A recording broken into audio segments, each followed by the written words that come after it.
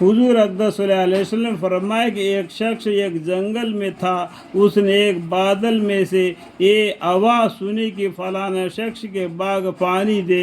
इस आवाज़ के बाद फ़ौरन वह बादल की तरफ चला, बादल की तरफ चला और एक पथरीली ज़मीन में खूब पानी बरसा और वह सारा पानी एक नाले में जमा होकर चलने लगा। ये शख्स जिसने आवाज़ सुनी थी उस पानी के पीछे चल दिया।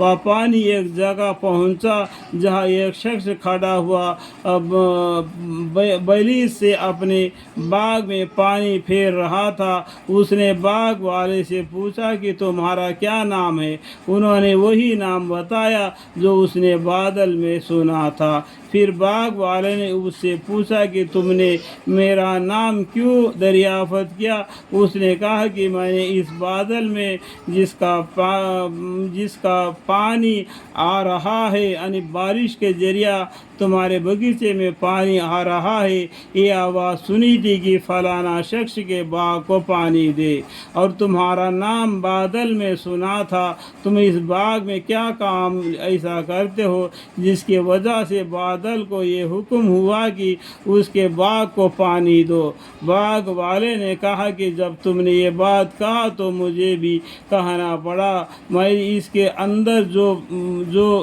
कुछ पैदा होता है, जो कुछ इस बगीचे में पैदावार होता है, इसके 3 हिस्से करता हूँ। एक हिस्सा यानी तिहाई तो फ़ौरन अल्लाह के रास्ते में सदका कर देता हूँ, यानी 3 हिस्सा कर देता है। जैसा कि हम कुर्बानी भी करते हैं तो उसका गोश्त को भी 3 हिस्सा कर देते हैं। इसी तरीके से इसने ये बाग के जो फल वो जो भी आता है वो उसमें क्या क्या 3 हिस्से कर देते हैं, यानी एक हिस्सा यानी तिहाई तो फ़ौरन अल्लाह के रास्ते में सदका कर देते हैं, और 1 तिहाई में और मेरे अहल व आयाल खाते हैं, और 1 तिहाई इस बाग के ज़रूरत में लगा देता हूँ।